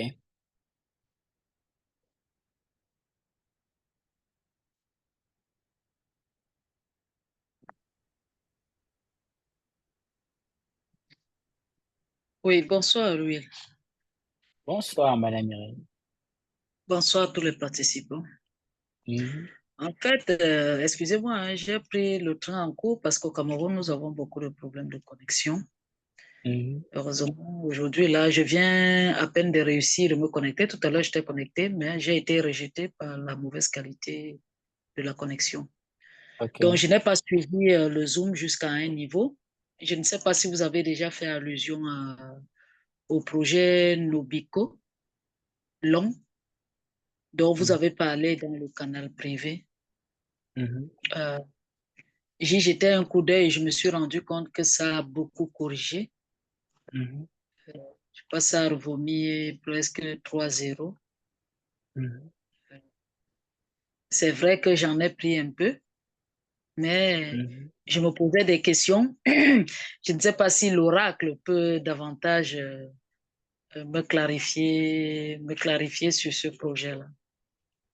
OK. Donc, j'étais en train d'évoquer que pour les projets qui concernent le canal privé, je préfère que généralement, pour la grosse majorité, vous les évoquiez lorsque on est soit en zone privée ou laisser un message dans le canal privé. Je ferai forcément l'effort d'y répondre. Ah, d'accord. Maintenant, pour ce qui concerne maintenant la correction des projets, j'étais en train d'expliquer que le problème n'est pas la correction d'un projet. Le problème, c'est jusqu'où le projet corrige-t-il. Est-ce qu'il corrige dans une zone pour retourner dans une zone acheteuse ou est-ce qu'il corrige pour mourir? Donc, le marché se déplace, disais-je tantôt, en impulsion et en correction. Je vous avais pris l'exemple de Caspar. C'est où? OK. J'avais pris l'exemple de Caspar. Je disais que le marché se déplace en impulsion et en correction. En impulsion et en correction. Donc, le marché peut quitter d'ici, il est à 2 dollars. À 2 dollars, il monte, il va jusqu'à 10 000 dollars. Je donne juste un prix, hein. Il va jusqu'à 10 000 dollars. Ensuite, qu'est-ce qu'il fait? Il corrige jusqu'à 1 dollar. Le problème, c'est pas cette correction. Le truc, c'est, OK, il a corrigé, mais là où il a corrigé, là, c'est pour, comment dire, c'est pour faire quoi au final? Pour remonter ou bien pour ne pas remonter. Donc, c'est plus ce que vous devez vous dire. Et pour ça, il faut regarder les niveaux techniques. Et donc, ça, il faut plus, ça, c'est plus un travail qu'on peut faire bien, effectivement, lorsque nous sommes dans des zones privées où on a le temps de tout simplement revenir de fond en comble sur les niveaux techniques des projets. Et aussi, souvent, il y a des projets sur lesquels, effectivement, on a déjà fait ça, on a revu des seuils techniques, mais après, il y a des personnes qui ne regardent pas aussi les replays. Donc, ça devient aussi compliqué à ce niveau-là. Il y a un micro qui dérange, je ne sais pas si c'est le micro de qui. C'est bon? Donc, au regard de tout ce qui précède, dites-vous bien que le bull market, oui, mais monsieur Daguet, votre micro, vraiment, ça te dérange. Je ne sais pas si vous essayez de parler. Depuis, je vous interpelle, mais il n'y a pas d'amélioration, hein. Donc, Je pense que si M. Daga a des écouteurs, il n'a qu'à enlever les écouteurs. Souvent, c'est les écouteurs qui font ça.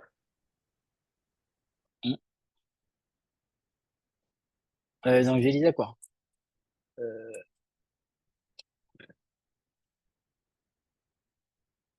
je sais plus. On regarde tout ce qui a été dit. Merci beaucoup, monsieur Nako. Au regard de tout ce qui précède, on est bel et bien à la porte d'un bull market. Maintenant, après, il y a des gens qui comprennent pas, ils savent, ils n'ont pas fondamentalement compris un projet, ils n'ont pas cerné la chose. Il y a des gens qui ne s'y impliquent pas, Et c'est ce qui est dommage. C'est des gens qui se forment pas. Là, tout à l'heure, j'ai parlé de certains trucs qui sont des points intéressants. Là, en fait, ce que je suis en train de vous parler avec des trucs de trading futur et autres, ce sont les risques que tu prends et tout, etc. Mais c'est un autre moyen de devenir millionnaire. Après, peu de personnes t'en parleront parce que là-bas, maintenant, il faut savoir oser. Et donc, vous allez remarquer que tout ce qui gravite autour de la crypto, tout ce qui gravite autour de tout ceci, il faut de la connaissance. Sans connaissance, on se perd vite. Et on a l'impression que on ne nous écoute pas, que ça va trop vite, que qu'il y a trop d'informations. Vous savez, moi, je me remets beaucoup en question. Quand quelque chose va pas, j'essaie de voir si c'est pas moi le problème et tout. Je me remets beaucoup en question. Mais c'est trop compliqué si, quand tu te remets en question, les personnes en face ne se remettent pas en question. Donc, l'histoire de la crypto, là, ça va très vite. Hier encore, il y a quelqu'un qui m'appelait. La personne me disait, ouais, oui, comment ça va? Oui, ça va et tout. Ah oui, si tu me vois là, j'ai mal à la tête. J'ai investi $4 000 dans les cryptos, mais je vois que c'est à $2 000. Ah oui, qu'est-ce que tu penses du bull market? La personne avait investi dans les cryptos, mais me demandait ce que je pensais du bull market.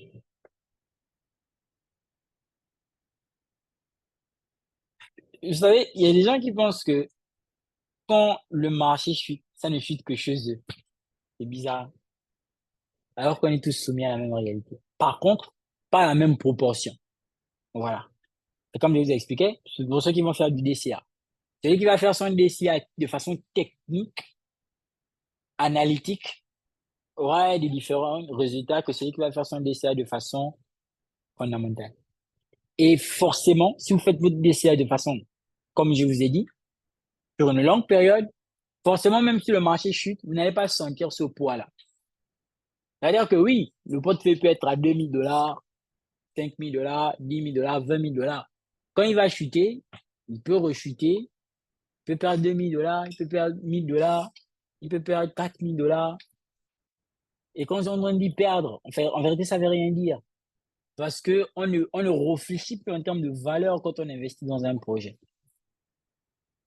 Donc, même pour vous qui avez pris la formation, d'ailleurs, il ne reste que 5 places avant la clôture de la promotion.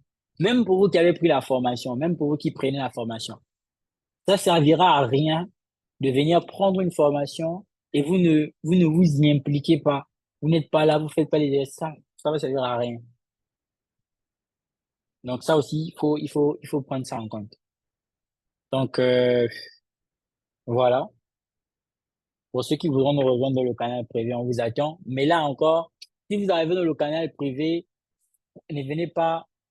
Je vous propose de faire même une semaine, vous vous reposez d'abord, après vous venez. Parce que quand vous allez arriver, le gros travail qu'il faudra faire, c'est vous mettre à jour.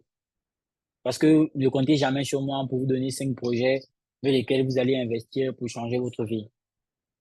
Franchement, il y a déjà beaucoup de projets qui ont été donnés, il y a beaucoup d'analyses qui ont été faites. Engagez maintenant votre responsabilité à l'intérieur. Donc, il faudra prendre du temps pour vous reposer, pour vous mettre à jour ensuite, en lisant ce qui a été fait, pour regarder les formations de trading, pour participer réellement à ce qui a été proposé. Et les gens, ils sont là depuis des mois, ils n'ont ils n'ont pas évolué. Je pense qu'ils ont pas les informations qui manquent. Après, il y a des gens il y a un gars, il rentre hier, il fait 1, 2 jours, 3 jours, 4 jours, une semaine. Après, il t'appelle, il te dit, oui, c'est bon, je suis dans le canal privé, mais je ne vois rien d'intéressant. Là, tu te demandes si c'est toi le problème. Il ne voit rien d'intéressant parce que tu n'as pas montré les projets qui montent, ou bien parce que tu n'as pas montré les projets qui tombent, ou bien parce que tu n'as pas publié, ou il ne voit rien d'intéressant parce qu'effectivement, il n'a rien vu du fait qu'il n'a rien. Parce que quand quelqu'un vous dit je ne vois rien, c'est il ne voit rien compte tenu du fait qu'il a cherché à regarder, il n'a rien vu, ou bien il ne voit rien compte tenu du fait qu'il n'y a rien à voir. Toujours relativiser. Euh, oui, je suis d'accord avec cette hypothèse. Quand on est trader, on gagne. En coup sûr, dans les deux niveaux. Il y a des gars, il fait seulement du trading, et l'autre, il fait seulement du hold. Mais quand tu es crypto-investisseur, tu es investisseur trader en même temps, dans le même marché, tu as une vision autre. Tu as une vision autre. Parce que tu te dis, Tu sais que le projet, en fait, je prends un projet comme injectif. Tu sais que le projet, par exemple, là, qui va monter, tu prends un projet comme Render, tu prends un projet comme Akash Network. Je vous donne encore d'autres astuces, hein. C'est gratuit. Tu as un projet comme Akash Network. OK? Euh, bon, attendez, c'est pas ce graphique-là. Attendez. Toujours, je me perds dans les graphiques. Incroyable.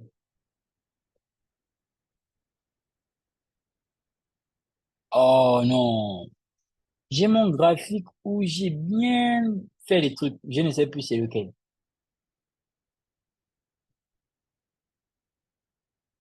C'est quand même dommage, hein. Moi, ils perdent les noms des brokers sur lesquels je fais mes analyses. Je sais pas qui me sortira de cette... Voilà. Bon, bref. Je fais un projet comme Akash Network. En mode, tu sais, fondamentalement, tu connais le projet, la force du projet, etc.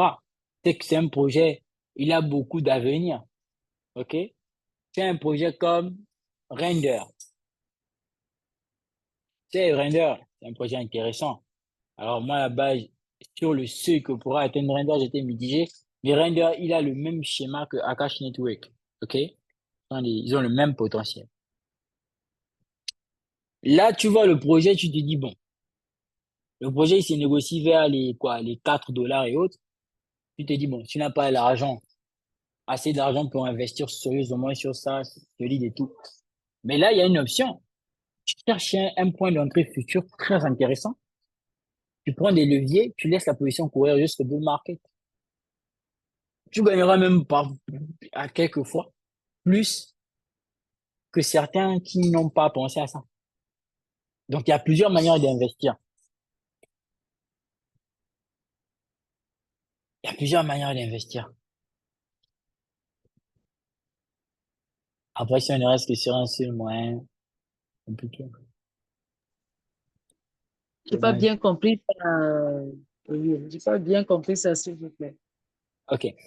Admettons, par exemple, on veut acheter du, du Caspa ou encore du Render et qu'on n'ait pas Oui, beaucoup de liquidité. Euh, oui, Voici ce qu'on va faire. On va faire quelque chose, hein. Regardez avec moi. Vous êtes d'accord? On part sur Render, OK? Partons sur Render. On se dit, par exemple, Render, je dis quelque chose, hein. Je dis quelque chose. Admettons le secret dévoilé. Vous connaissez ma logique. Si je vous dévoile quelque chose, c'est que je suis obligé de chercher autre chose plus intéressante. Après, le truc avec les secrets dévoilés, là, souvent, tu n'as même plus peur de dévoiler parce que tu sais que 90% des personnes ne le feront pas. Ah, c'est la partie la plus dommage. Mais bon. OK. Admettons, on a un projet Render. D'accord? En gros, Render, euh, on se dit, bon, le dernier niveau là où il a touché, c'était, disons, il y a Render, il y a Arweave. Arweave aussi, c'est un projet que j'aime bien. Voilà. Le dernier niveau qu'il a touché, c'était les 13 dollars. Suivez bien ma logique, hein? C'était les 13 dollars. Maintenant, là, il y a le mec conventionnel. Il se dit, bon, OK, sur Render, voici ce que je vais faire.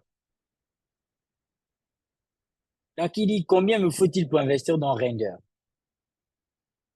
Il fait ça, il se dit, bon, moi, sur le Render, j'ai par exemple 500 dollars. Il dit quelque chose, 500 dollars. Je le rachète à son prix actuel. Bon, j'estime, il va aller par exemple, bon, s'il retourne à 13 dollars, ça fait combien? Ça me fait 350 dollars. Bon, j'ai dit Render, moi je l'attends à 30 dollars. Render à 30 dollars au prix actuel, si je revois à 30 dollars avec un investissement de 500 dollars, je m'en sortirai avec 3000 dollars. Par contre, on refait le même processus. On se dit, bon, je rentre actuellement dans le Render en futur. Genre, j'estime qu'il va plus chuter, ou bien que j'étais rentré par exemple ici. Donc, on va dire à 3 dollars. On va essayer d'être approximatif. Donc, on va dire 3 dollars. Voilà. Donc, À 3 dollars, si j'étais rentré à 3 dollars, je revendais à 30 dollars, j'en ressors avec 5 000. On prend le même capital, mais pas la même méthode. OK? Là, on va aller chercher les 30 dollars sur Render. Voilà. Donc, le TP à 30 dollars, vous savez pourquoi je ris? Bref, je vais vous dire tout à l'heure. Donc, le TP à 30 dollars, il est là-bas. Donc, on estime que je rentre ici et puis c'est ma position. Voilà.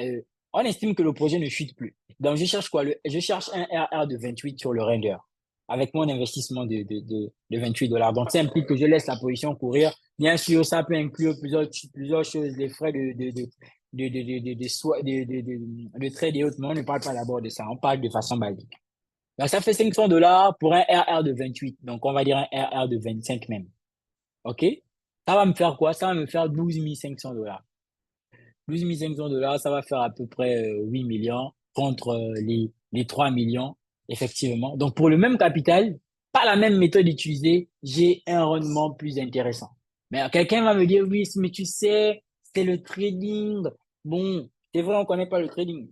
Là, vous êtes d'accord avec moi que vous êtes obligé de connaître le trading dans un premier temps. Dans un second temps, oui, oui, mais les émotions pour garder le trade, en fait, en réalité, c'est la même chose. Quand tu décides d'investir dans un projet, c'est juste que tous les jours, tu ne vas pas regarder là où il est. Mais quand tu décides aussi de faire cette pratique-là, c'est plus ou moins la même chose. Donc, juste attrape ton cœur, sois un homme, sois une femme, attrapons nos organes et puis laissons juste couler. Donc, ça aussi, c'est une façon d'investir à condition de maîtriser le niveau dans lequel tu rentres. Et là, la particularité, c'est que, OK, Render à 30 dollars, mais admettons, il part plus loin. Admettons, il part plus loin. Parce que là, ton TP, il est ouvert. C'est une grosse dinguerie. Tu as d'autres projets viables, intéressants. Si tu prends par exemple le BitTensor, moi, les gens qui me disent Bitcoin c'est fini, Bitcoin c'est dépassé, attention.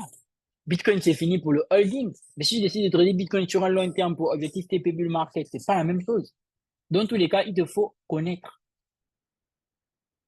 Dans tous les cas, il te faut connaître. Hélas, oui, d'où l'importance de la formation.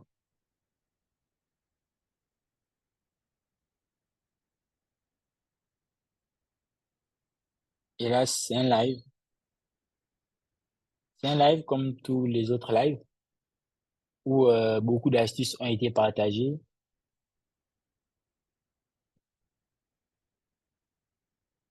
Mais la suite, on la connaît. Voilà, Bitcoin TAO, on a vu qu'il était parti à 700 dollars et tout. Imagine-toi là tout de suite. Tu prends un buy sur TAO. Imagine, c'était ici ton buy.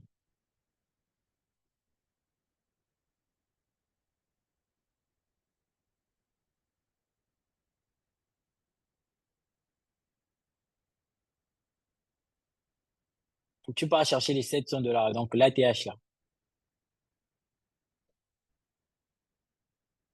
Alors là encore, c'est un RR de 10 et tout, nanana. OK. Là encore, c'est quand on parle dans la mesure, parce que là, je vous ai dit, OK, d'accord, si tu fais ça, nanana. Mais ça, c'est quand tu pars dans l'optique là. Imagine, toi, tu ne rentres. Et là, on rentre en daily. Imagine, toi, tu ne rentres pas en daily. Daily, c'est pas ton point d'entrée. Ton point d'entrée, c'est en dessous. C'est dans une time frame plus bas. Donc, dans une unité de temps plus en bas. Ah, c'est autre chose.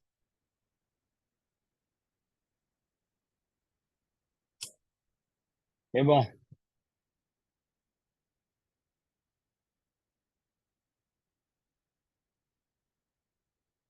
mais bon. Moi, vous savez, quand je passe mes nuits blanches et tout ça, je cherche mes projets. Je creuse, hein.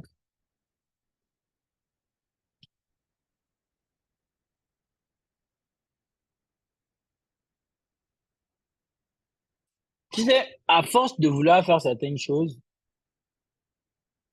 à force de vouloir faire certaines choses, souvent, tu finis par mal faire. Tu vois, par exemple, et là, je vous dis un peu ouvertement. Moi, par exemple, mon initiative dans le canal privé, quand j'ai envoyé des formations aux gens là, c'était parce que j'avais cet J'avais ça, en fait, derrière la tête. Ça, c'était mon plan. Et je me suis dit, OK, c'est pas mal. Imaginons, on est tous branchés en trading, c'est tranquille. On prend des leviers comme ça et puis on monte. Carré. Franchement, c'est carré. C'était ça, en fait. Bah, après, tu vois, on n'a pas, c'est vrai qu'après, on n'a pas tous les mêmes objectifs, on n'a pas tous les mêmes attentes. Bon, on va pas éterniser le live. Il est 22 heures. Pensons à ceux qui vont regarder le replay. On va s'arrêter là. Donc, dites-vous bien que il y a des choses à faire, il y a des trucs à apprendre. Voilà, quoi. Et puis, il faut que tout le monde se donne, donnez-vous les moyens de réussir. Formez-vous. Le bull market, il est là, les institutions sont là, tout le monde achète, accumule. C'est pas quand ça va exploser que les gens vont vouloir courir. Dites-vous bien que quand ça va exploser, vous allez vouloir investir. Franchement, trop tard. Tout à l'heure, là, j'ai eu comme une intuition. J'ai eu comme une intuition. Je connais pas le projet, la Ben QI. Genre, au bout d'un moment, j'ai regardé comme ça et tout. J'ai eu Ben. Genre, le nom Ben QI est venu dans ma tête. Je me suis dit, c'est quoi? C'est une crypto et autres. C'est carrément une intuition que j'ai eue. Je vois que c'est sur le projet c'est sur Avalanche. Je connais pas c'est quoi ce projet-là. Je vais un peu faire des recherches sur ça. Ça m'est juste venu en termes d'intuition. Tu vois, quand on parle là de quoi? De finances décentralisées, yield farming, lunch finance, prêt, emprunt. OK, on est dans la DeFi. C'est un projet de DeFi basé sur le, euh, basé sur la blockchain de Avalanche.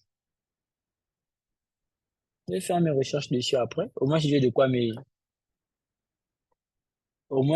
m'occuper. Alors, je vois qu'il y a deux personnes qui viennent de me faire le dépôt là. S'il y a deux personnes qui viennent de me faire le dépôt pour la formation trading crypto, ça veut dire qu'il ne reste que trois places. Parce qu'il n'en restait que cinq. Quand j'ai dit trois places, c'est trois places avant la fin de la promotion. Parce qu'il n'en restait que cinq. Là, je vois deux dépôts. OK. Bon. Pour ceux qui ne sont pas abonnés de le canal privé, je vous attends. Abonnez-vous. Pour ceux qui veulent plus s'abonner, faites aussi signe. Ne sortez pas juste sans faire signe. Pour ceux qui voudront la formation, peu importe, coaching privé, formation crypto, vous avez les liens dans les barres de description. Moi, je vais aller dormir là-haut. C'est bon? Je vais quand même faire une capture d'écran de fin. Nous étions 63. Donc, on se prend dans la nuit, non? La nuit.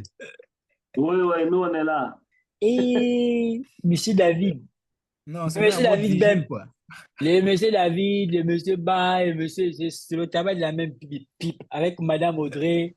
C'est le tabac de la même pipe. C'est ça les mêmes gens. Avec Nadine, Allez c'est des dormir un peu, hein. insomniaques. Allez dormir un peu. 1h30 par là, c'est bon. C'est bon. Vous allez vous réveiller, c'est bon comme ça. On vous dit, écoutez Madame Audrey. Madame Audrey a dit, elle dormait, elle s'est réveillée. Elle a vu que GBP ISD est en train de monter. Elle a appuyé sur le bouton. Mais qui fait ça? Qui fait ça en fait? Qui se réveille pour appuyer sur un bouton pour prendre une position? Non, Madame Audrey, c'est un autre niveau, quoi. Comment, c'est un autre niveau. Ah! Oui, oui, c'est ça, c'est comme ça. Grave dinguerie, ça, c'est trop grave même. Moi, je vais Ah, dormir, hein. donc, J'ai je raté suis une allée à entrée. la bonne école. Moi, je suis allée Ah, à la bonne école, hein. j'ai raté une entrée sur le gold. Je vais partir préparer la journée de demain. Normalement, moi, je traite plus cette semaine, mais bon. Mais bon, l'histoire, on va laisser ça comme ça.